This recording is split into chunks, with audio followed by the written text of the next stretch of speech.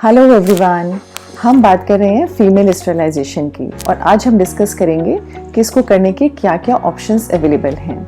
इससे पहले अगर आप जानना चाहते हैं कि इसके क्या फ़ायदे हैं, क्या नुकसान हैं और एग्जैक्टली क्या प्रोसीजर होता है, तो आप हमारे प्रीवियस वीडियो को लिंक पे जाकर देख सकते हैं। तो आइए बात करते हैं फीमेल स्टरलाइजेशन टेक्निक की।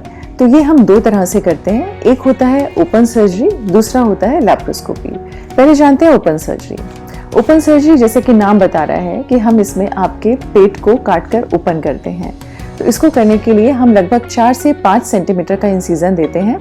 अगर आप ये प्रोसीजर करा रहे हैं इमीडिएटली आफ्टर डिलीवरी, तो ये इंसिजन दिया जाता है आपके बेली बटन के जस्ट नीचे, क्योंकि आपका जो यूट्रस है वो अभी इसी साइड पे इतना ऊंचा होता है। इसलिए हम यहाँ से आपके एब्डोमेन को खोलकर और बहुत इजीली आपके ट्यूब्स को पकड़कर उनको ब्लॉक कर सकते हैं।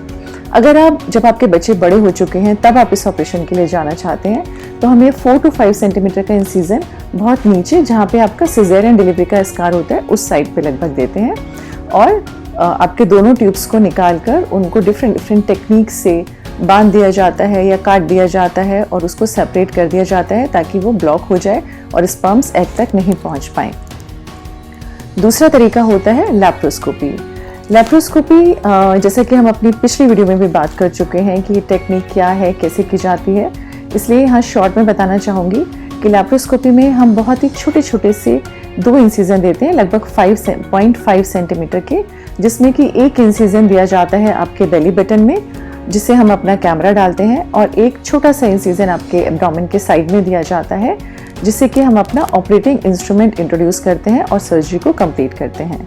अब क्योंकि जैसा आप खुद ही देख सकते हैं कि हम जो कट्स लगा रहे हैं वो बहुत ही मिनिमल हैं, इसलिए पेन बहुत कम होता है, ब्लड लॉस बहुत कम होता है, आपका रिकवरी बहुत फास्ट होता है।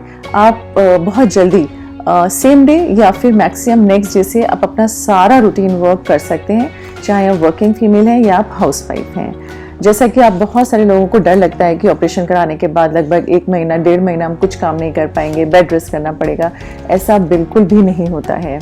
और क्योंकि हमें इसमें बहुत ही मैग्नीफाइड व्यू मिलता है, क्योंकि जो हमारा कैमरा है उसमें हम विजन को बहुत एनलार्ज कर सकते हैं, इसलिए जो हमें इंजरीज होने का रिस्क रहता है, जो सर्जरी के कॉम्प्लिकेशंस होते हैं, वो काफ़ी कम हो जाते हैं। दूसरा, अगर किसी रीज़न से कुछ पेशेंट है जिनको पहले कुछ ऑपरेशंस हो चुके हैं, जिनकी वजह से अंदर चीज़ें चिपक जाती हैं या एडिशंस हो जाते हैं, या आपको पहले टीबी का हिस्ट्री है या एंडोमेट्रियोसिस है, इन सभी कंडीशंस में अंदर आपकी जो आते हैं और एब्डोमेन है वो एक दूसरे से चिपक जाते हैं, और ओपन सर्जरी अगर हम करते हैं तो हमारे इंसिजन को बढ़ाने का रिस्क रहता है। जबकि अगर यही हम लैप्रोस्कोपी से कराते हैं तो हमें ऐसा कुछ भी नहीं करना पड़ता, हम बहुत ईजिली इन एडिशंस को रिमूव करके आपके ट्यूब्स तक पहुँचते हैं और फिर आपके ट्यूब को डिफरेंट टेक्निक्स, जैसे कि हम उन्हें कोएगुलेट कर सकते हैं, कोएगुलेट करके कट कर दिया जाता है और दोनों एंड्स को दूर कर दिया जाता है कि ताकि वो आपस में दोबारा ओपन नहीं हो पाए, जुड़ नहीं पाए। या फिर हम बहुत बार डिफरेंट टाइप्स के क्लिप्स आते हैं जो लगा देते हैं, उनको ट्यूब को बंद करने के लिए डिफरेंट रिंग्स आते हैं जिसमें हम ट्यूब को पहना देते हैं वो रिंग, ताकि ट्यूब्स का जो रास्ता है वो ब्लॉक हो जाता है। तो इसका मतलब ये है कि लैप्रोस्कोपी के कहीं ज़्यादा एडवांटेजेस हैं कंपेयर टू ओपन सर्जरी। इसका सिर्फ एक छोटा सा डिसएडवांटेज ये होता है कि अगर आप चाहें इमीडिएटली पोस्ट डिलीवरी ये सर्जरी कराना तो वो पॉसिबल नहीं है, क्योंकि इस टाइम आपका यूट्रस, जैसे मैंने बताया, काफ़ी ऊपर होता है, तो हमें लगभग 2 से 3 महीने का इंतज़ार करना पड़ता है डिलीवरी के बाद, जब आपका यूट्रस वापस अपनी नॉर्मल पोजीशन में आ जाए, और तब हमें लैप्रोस्कोपिक टेक्निक कर सकते हैं। जाने से पहले बताना चाहूँगी कुछ ऐसी बातें जो एक्चुअल फैक्ट्स नहीं हैं, जो सिर्फ मिथ्स हैं। तो बहुत कॉमनली हम देखते हैं कि पेशेंट्स को लगता है बच्चे बनते ऑपरेशन के बाद हम फूल जाएंगे, हम मोटे हो जाएंगे, ऐसा बिल्कुल भी नहीं होता है। आप अपनी रूटीन एक्टिविटीज़ वापस से वैसे ही कंटिन्यू रखिए, आपका वज़न बिल्कुल भी नहीं बढ़ेगा। दूसरा, हमें मेंस्ट्रुअल डिस्टर्बेंसेस, माहवारी के समय कुछ दिक्कतें होने का डर रहता है, ज़्यादा आना, कम होना, इरेगुलर होना, ऐसा ऑपरेशन की वजह से बिल्कुल भी नहीं होता है।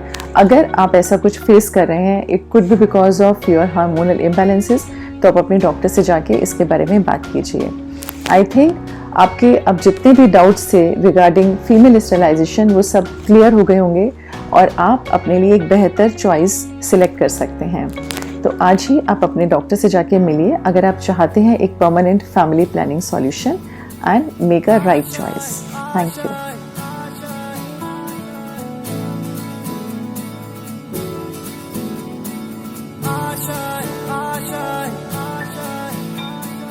आशाएं